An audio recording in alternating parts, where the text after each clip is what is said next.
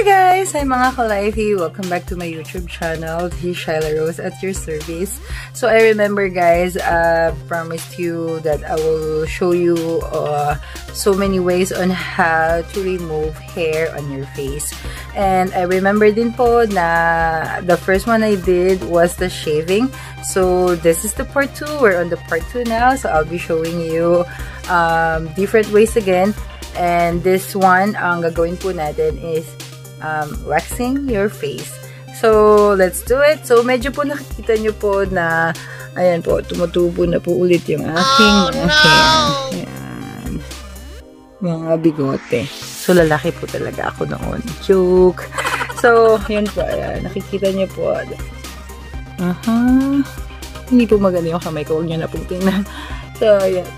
I'll take a picture of it so makikita niyo po siya more closer.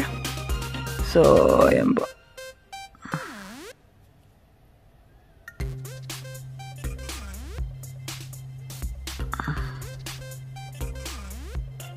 There you go. So, there's a lot of hair po sa face natin. So, basically, dyan po talaga ako laging problema on my face. And I will show you how to do it. So, medyo natagalan lang po tayo, but this is it. And this will be more different than the shaving, of course. This is more painful. Tiis ganda lang po tayo. So, let's do it. So, guys, nandito na po tayo sa aming munting bathroom. So, lagi po, pag nag-shave po ako, I'll do it before ako maligo. So, I never wanted to just like waste my time, you know, parang nag-ano po kayo, nag-waste of time kayo para i-rinse na i-rinse yung mukha nyo. So, rinsing too much, medyo nakaka-dry din po yan ang ating mga mukha. So, all we need right now is a wax strip.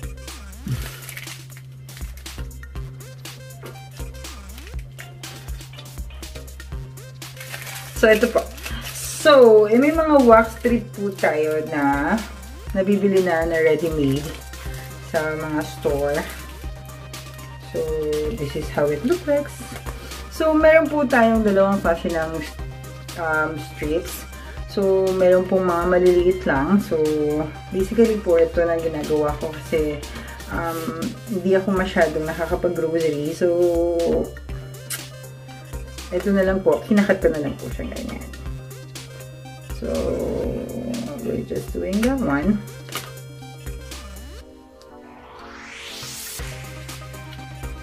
Okay, before anything else po, kailangan po natin to clean out ang ating hair. My dry hair. So, wait.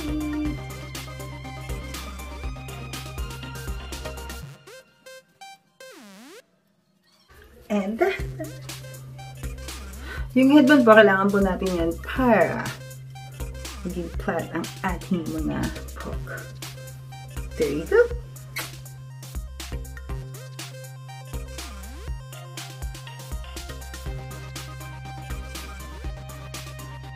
So, okay guys, for you to start with, kailangan po linisin po natin yung ating mga mukha. So, you have to have like cleansing water, toner, or anything that could help you clean your face.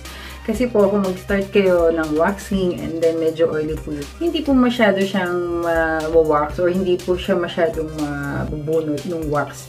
Kasi po, medyo oily. So, let's do clean first before anything else. So, I'm gonna use this one. It's a cleansing water. With this one.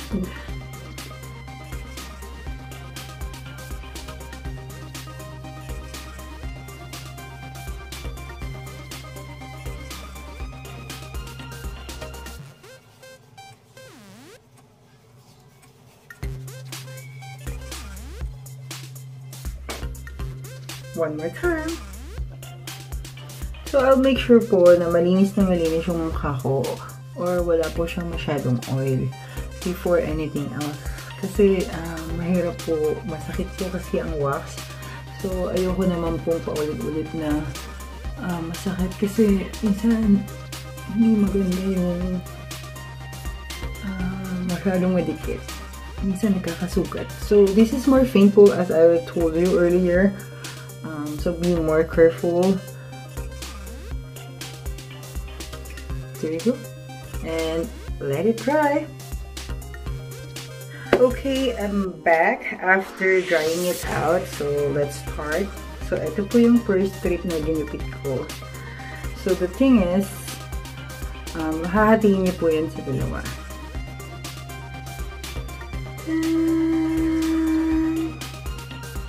There you go. Be careful kasi po, madikit po siya. So, you have to set aside yung isa po. So, let's start. So, dito po ako nag-uumpisa lagi sa aking likote. So, dyan po ako lagi nag-uumpisa.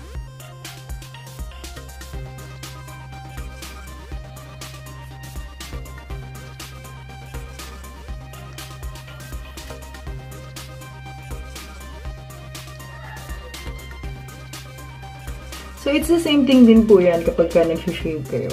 So, remember, I told you po na kapag nag-shave kayo, pag yung way po ng hair nyo is down, so you have to shave it up. So, ganun din po pag nagwawax kayo.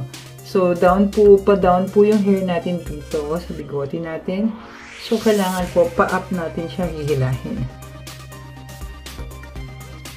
Kailangan lang po talaga sa waxing is stretching of your skin. And kailangan medyo tumitik po siya. So, didiinan natin siya ng konti. Like that. And, ready? Okay, let's go. 1, 2, and 3. There you go. So, makikita nyo ba? Aray, sakit. Yan lang po yung natanggal ko. So, natanggal po yung bigote ko dito. Okay. So, this one, pwede nyo pa po siyang gamitin on the other side.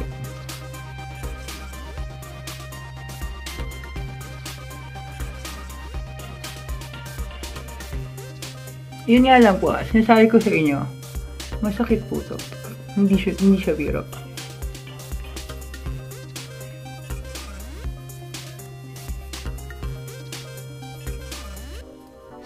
Okay. And you have to stretch your face over here. And 1, 2, 3. Whew! Ayan po yung nakuha ko.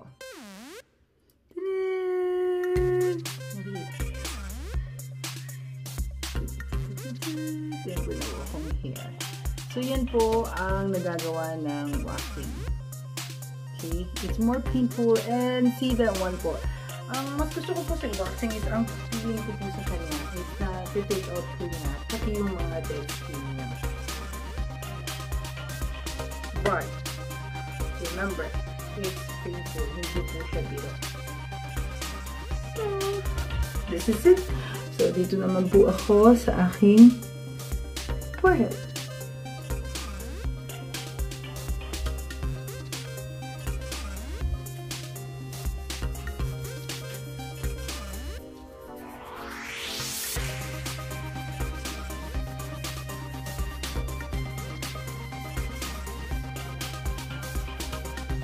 And let's do it.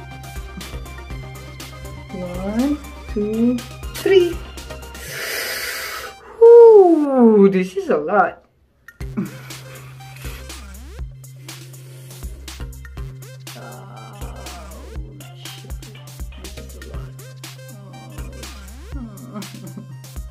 Ayan po. Ayan. Super dami. Okay. So, para po hindi po siya mag-stick out, stick them together again. So, po tayo dyan and we'll have to use another one.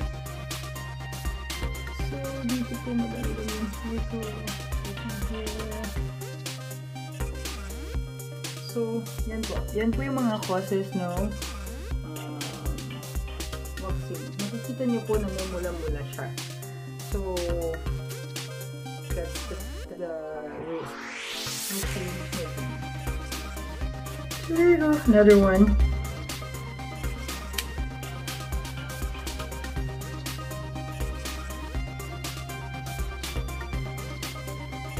So, this one po, medyo maliit po dapat ang gamitin natin dyan. So, lalagpasan ko muna siya. Gugupit ako ng mas maliit. Kasi mabubunot na po niya yung dito ko. At saka yung kilay ko. So, I'll be doing this one on this side.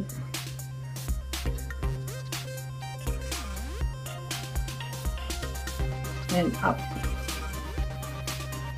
So, tatandaan nyo po na dito kayo galing or tatandaan nyo po yung mga part na natapos nyo na.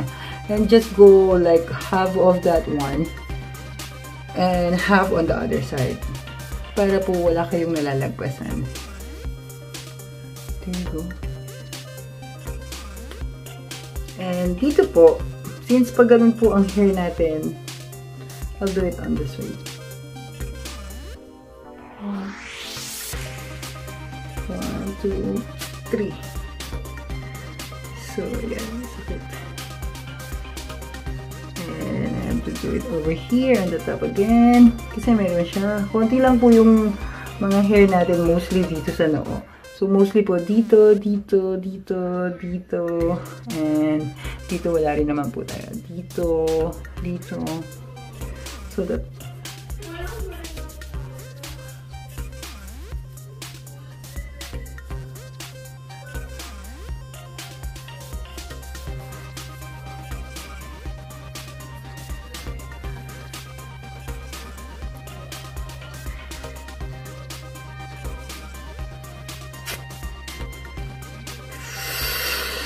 Ooh.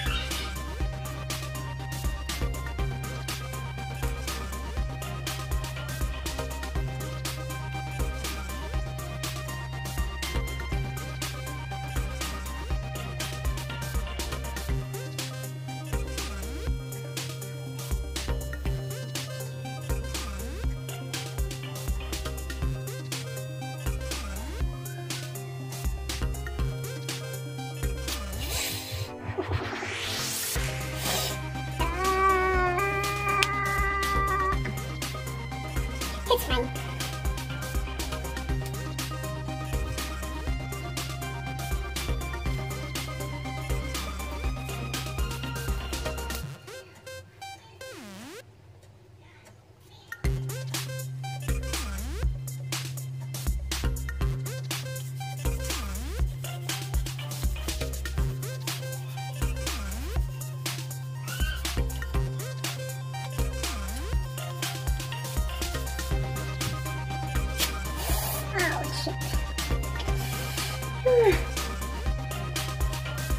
Medyo wala naman po tayo nakukuha. Medyo dito lang po tayo nakukuha. So, pero masakit pa rin po siya.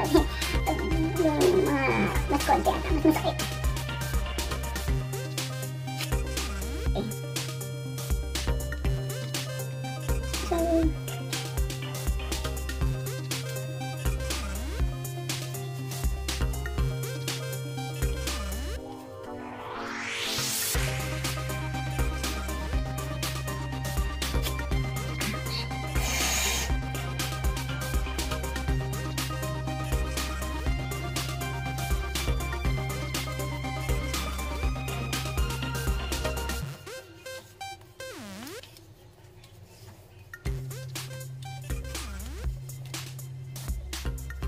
okay, go. 1, 2. Ouch!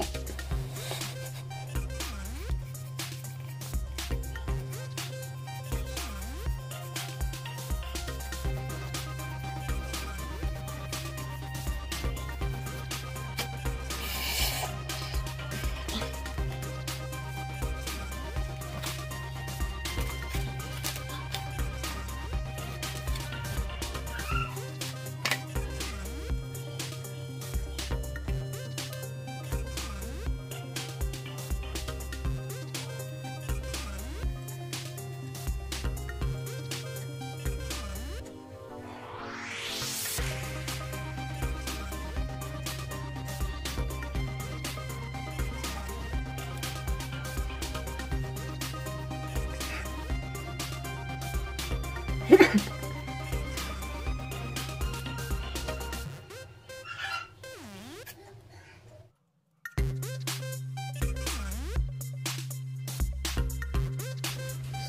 that's it. Medyo mapula-pula po yung mukha natin. So guys, after nyo po mag-waxing, so talagang masakit po yan. Mamumula po talaga yung mga mukha nyo. And sometimes, sa sobra pong dikit, nagkakasugat-sugat. So, it's better for you to be more knowledgeable than this before you do this. And kung ano po yung gusto nyo, kung ano po yung kaya nyo lang, wag lahat subukan nyo. But the thing is, if you can do it, then go for it. But if you don't, there's no forcing you. So, yan po yung mga risk na ano. So, after nyo po mag-waxing, you have to wipe your face again.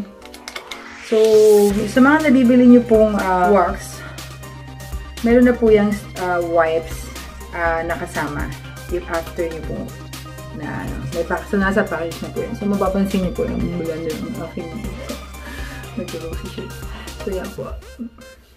I think this is part of like oil yung nasa wipes na to. Kasi po, medyo sticky siya. Parang madikit-dikit yung mukha natin. Kaya tatanggalin niya yung mga excess na pandikit sa mukha natin. So, yan po. Namumula na yung mukha ko. Yung po, nakikita niya, pulang-pula siya.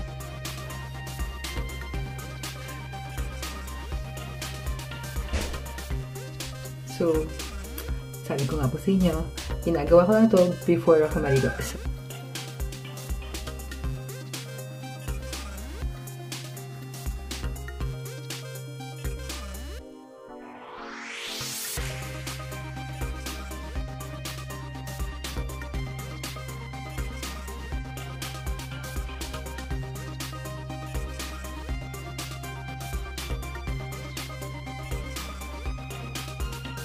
So, ayan po guys. Yan po ang tsura ng face ko kapag po bagong wax. So, mapula-pula po siya. So, i-advise ko po sa inyo na kung mapula po yung mukha nyo, put more eyes on your face para po mag-close yung mga pores. So, that's it guys.